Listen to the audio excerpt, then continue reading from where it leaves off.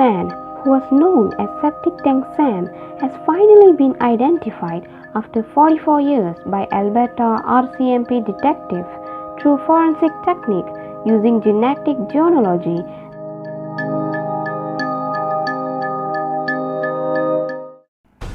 The victim's name is expected to be released, was nicknamed Septic Sam previously after he was found in a septic tank at a rural farm just outside Tofield, Alberta on April 13, 1977. At the time, police said he had been tortured and sexually assaulted before his death. RCMP identified the victim as Edwin Sanderson, mid-20s from Manitoba. He had been living in Edmonton around the time of his death. He was known as Gordie to his family and friends.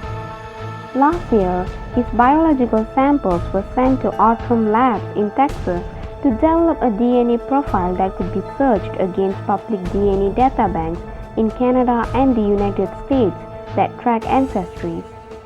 The RCMP developed a family tree and were able to find Sanderson's sister, Joyce Sanderson, who had lost track of her brother.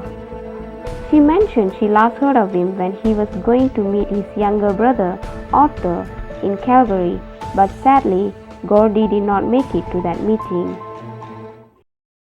Police believe Sanderson was killed by people he knew that were involved in criminal activities in the Edmonton area.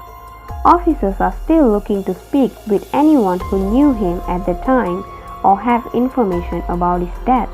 The investigators believe that he may have been a migrant worker and not a long-term resident of Alberta.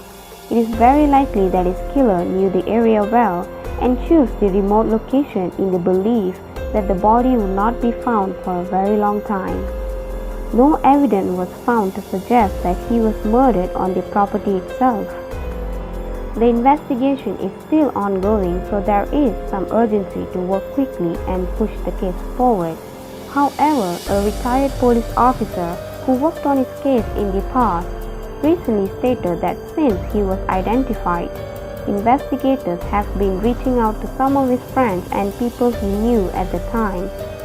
But now, after more than 40 years, some of them have passed away, and the killer may have also passed away, and unlikely that he would face the justice that he deserved.